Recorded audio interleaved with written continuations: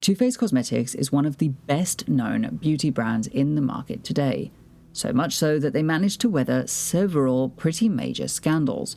But how did they manufacture this enormous success? Too Faced really began as an idea before the company was officially founded and before they even had a product to their name. The founders, Johnson and Jerrod Blandino, met working in retail for Estee Lauder and bonded over their opinion that in the 90s, makeup felt brown, boring, and fraught with rules. They simply believed that makeup, like life, should be enjoyable, and so decided to experiment with making their own products that would bring back the joy to cosmetics with fresh colors and textures. So the pair got to work at creating their own line. Jeremy would be in charge of the supply chain, Jerrod in charge of creating the product, and together they would see the packaging designed. So, to begin, in his spare time, Blandino began melting eyeshadows, blushes, and glosses from existing products off of trial units or from what he could take from work, and was successful in producing makeup that would fuse his irreverent humor and sense of fun with quality formulas.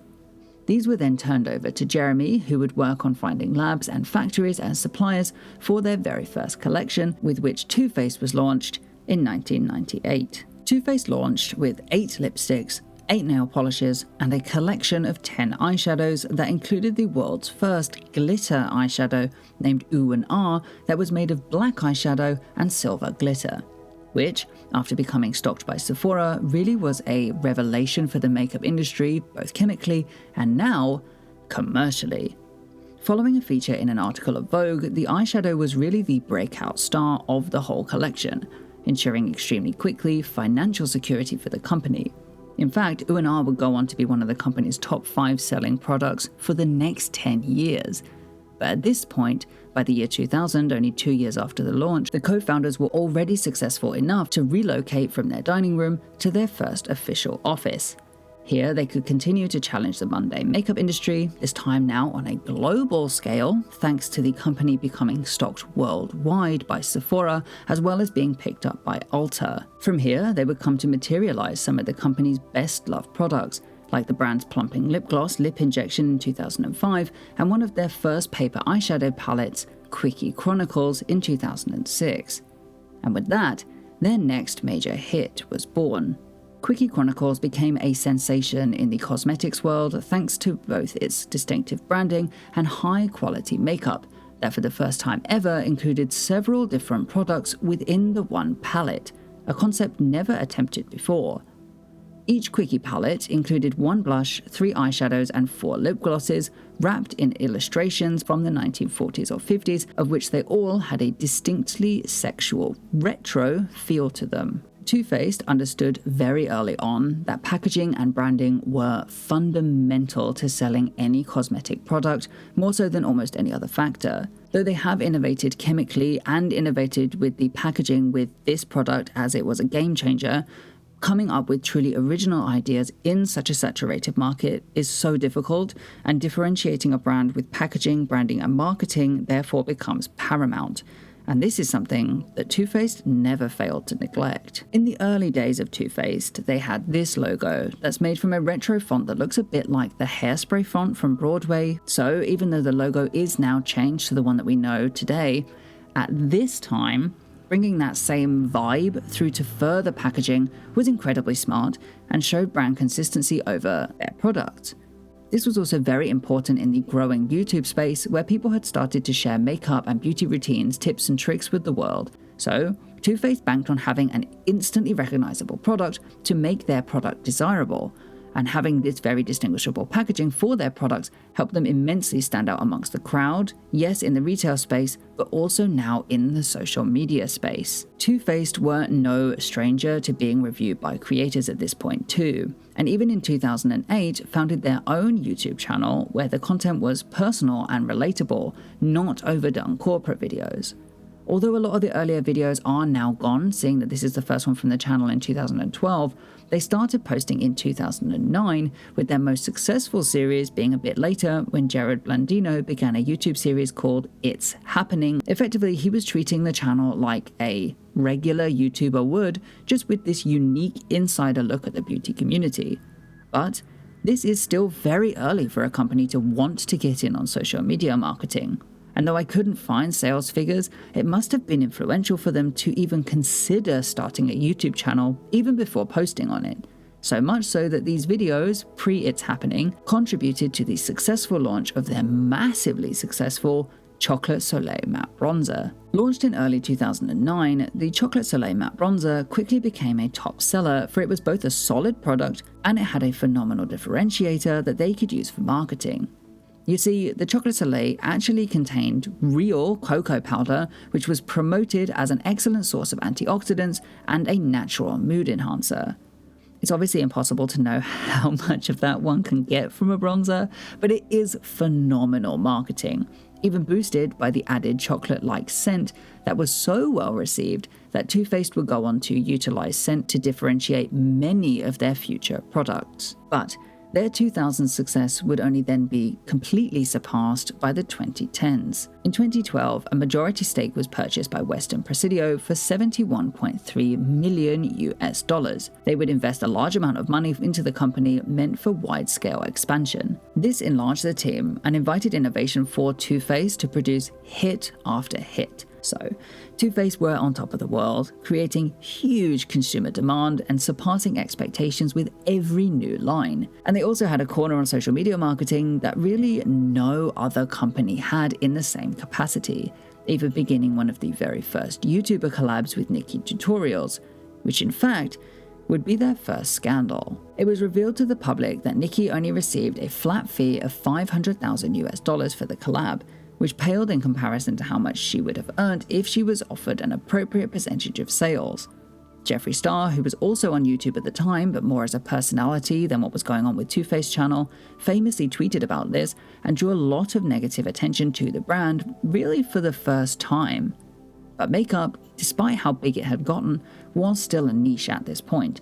And so the news didn't really reach people outside of those interested in makeup at this point, which meant that the average Ulta and Sephora shoppers were still buying product en masse. Their product range was wide, and they were very respected as a name in the industry and drawing in colossal sales, $270 million in 2016 alone, which is why larger companies wanted a piece for themselves. Too Faced Cosmetics announced the beginning of a new relationship in June 2015 with General Atlantic, under which General Atlantic would purchase the majority ownership stake in the business from Western Presidio for an estimated $500 million. But that didn't last too long, because only the following year, on November 15, 2016, a representative for Estee Lauder verified that Too Faced was successfully acquired in full by the conglomerate for a total price of $1.45 billion. No longer was Too Faced a small indie makeup company owned by the husband duo. Now it was part of a much larger public corporation, and Johnson and Blandino were simply employed as part of the company. This was actually an important acquisition for Estee Lauder too, because they'd seen their stock slide 16% in the 3 previous quarters. So, Estee Lauder wanted to waste no time in increasing Too Faced's reach as wide as they possibly could to stabilize their stock almost instantly. They expanded on social media marketing to include accounts with much larger followers, and then they continued to promote on their own channel, which over time would become increasingly less informal and more highly polished, just to go along with the trends that were seen on YouTube at the time. They focused the company on continuing high quality and innovative products for all, with the help of popularizing hashtags used in association with the Too Faced products. The most successful of which came in 2017, when a new peach palette was launched, along with a campaign that advanced the company's current marketing budget quite significantly, mostly because of the introduction of this 6-minute advert to present a fantastical tale to sell the palette's debut. The campaign film is original, funny, and makes use of social media and celebrity endorsements like Laura Lee for the video that's a take on the famous Roald Dahl story, James and the Giant Peach. The return of co-founder Jerrod Blandino and his beloved dog Clover, who were really celebrities in their own right for makeup enthusiasts at this point, all added to the campaign's success and made the company still feel as it did before, as Blandino's impassioned creation. It was immensely successful for the adorable story and received approximately 1 million views in the first 2 weeks after its debut alone. And even the follow-up marketing of the hashtag Peach Panic was incredibly clever to give the campaign a sense of urgency. The campaign was so successful and greatly contributed to Estee Lauder's willingness for expansion in 2018. 2018 was a commercially phenomenal year for Too Faced, as they opened their own store on Carnaby Street in London, and the fair value of the Too Faced trademark exceeded its carrying value by approximately 14%, to a now $525 million value, meaning that it was an extremely well-loved and profitable company all throughout the year, making a combined $217 million, along with Becca, that was acquired by Estee Lauder in the same deal that got them Too Faced all the way back in 2016. However, their first real scandal with Nikkie tutorials was about to come back into the zeitgeist in 2019 after the Shane Dawson-Jeffree Star documentary re-exposed Too Faced deal that took advantage of Nikkie tutorials all the way back in 2016. But unlike the original scandal that really only reached people interested in the beauty community, this was very widely reported on, and millions of people tuned into Shane's docuseries, of which the majority were not only hearing about this for the first time, but outraged for Nikkie, who had really not spoken on it in years. She took to Twitter after this re-expose to explain her side of the story too, and although she does take some accountability for not being wiser to what she should get, she said it traumatized her from doing another eyeshadow palette because of the backlash that she personally got for the poor quality of the product, which was due to an alleged changed chemical structure, lowering the quality behind her back. Too Faced lost a lot of the reputation that they had worked so many years on following this, but they were no longer owned by Johnson and Blandino, who were really responsible for this situation, as well as another bad experience that Tati Westbrook had with Blandino back in 2017, which she also made a video on. Sorry for not mentioning that before. So the company just stayed quiet for the most part and tried to ride all of this out, but not too long later was their biggest scandal to date. Blandino's sister, Lisa Blandino, caused a huge uproar in her accusation that Nikkie was not truly a trans woman, and other generally dramatically negative and entitled comments in the wake of Nikkie being blackmailed into revealing her trans identity. Naturally, their demographic of young women and queer people were absolutely outraged by this, so much so that it caused the brand to actually take action, something that they had never needed to do prior. Lisa Blandino was fired from the company for her transphobic remarks, and an apology was written by the company. However, after Blandino bought his husband a rich Lives Matter cake for his birthday at the end of the year, they took no equivalent action for the clear mockery of the Black Lives Matter movement from the two founders. So, despite 2018 being a financially significant year for the company, amongst the beauty community, they were really bruised. Eventually though, all of these scandals did die down, as most scandals eventually do. But unfortunately, it kind of killed the interest that Too Faced once had with consumers. They used to be known for innovation and creating amazing products and packaging that was unique to the brand. But all of these things by this point were no longer exclusive to Too Faced. And so as they got complacent, they lost their differentiator, which doesn't really give consumers something to grab onto anymore. So instead of consolidating and rebranding, they changed up their focus. 2019 saw the release of Too Faced's first skincare line, entitled Hangover Skincare, which although hasn't seen the explosive success of the makeup, is still very well received and has brand consistency enough to be desirable for their core audience, especially as this was used in conjunction with their now tried and true social media marketing strategies on Instagram, Facebook, and a new platform, TikTok.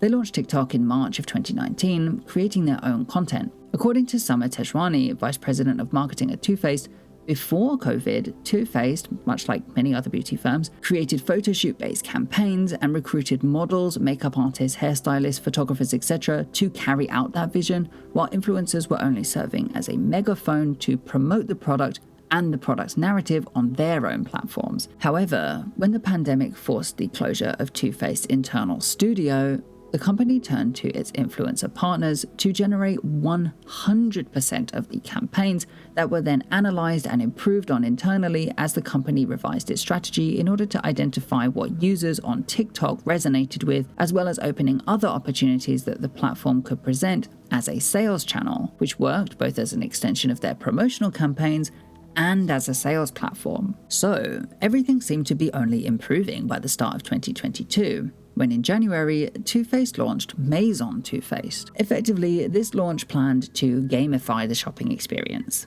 which, though we cannot know the sales figures for yet, seems to be the way that most retailing is going with the launch of the metaverse. I think this probably won't stand the test of time. Either it will fizzle out or it will bring in criticisms of ethical advertising and ethical shopping in the same way that upselling on mobile games has been criticized. But for now, even if one hasn't actually tried the platform for themselves, serves as very good PR. However, 2022 would mark the first major internal blow for the company after both founders, Johnson and Blandino, announced their departure from the brand and business effective from June 30th, 2022. They were replaced by Tara Simon, who assumed the position of global brand president for Too Faced under ELC president and chief executive officer Fabrizio Freda. We won't know how this actually affects the revenue or sales until the Estee Lauder annual report is released next year. Ultimately, I think that after they had that big downfall, they have tried to reinvent the way that they reach the customer, and for the most part, they have been fairly successful. Truly, I think they could do with a complete rebranding, because that look, the aesthetic of the brand, just isn't resonating with their original customer anymore. Or alternatively, they could just change the target market to be a younger demographic who I still feel might actually be interested in the cutesy packaging they have, as long as they drop the more suggestive packaging. So even though Too Faced's path to success hasn't been without its share of scandals, Too Faced has grown a loyal customer base that has stuck by them throughout all their past 24 years, and mostly they've managed to emerge relatively unharmed. I think the company will continue growing from here, and now that the founders have gone, I don't see any more personal scandals coming the way of the company. So I expect them to go on to be a massive force in the industry for many years to come. Thank you so much for watching. Click the subscribe button and the notification bell for more videos like this one. Check out the rise and fall of Morphe here, or check out my fashion channel for more videos like this, but about fashion.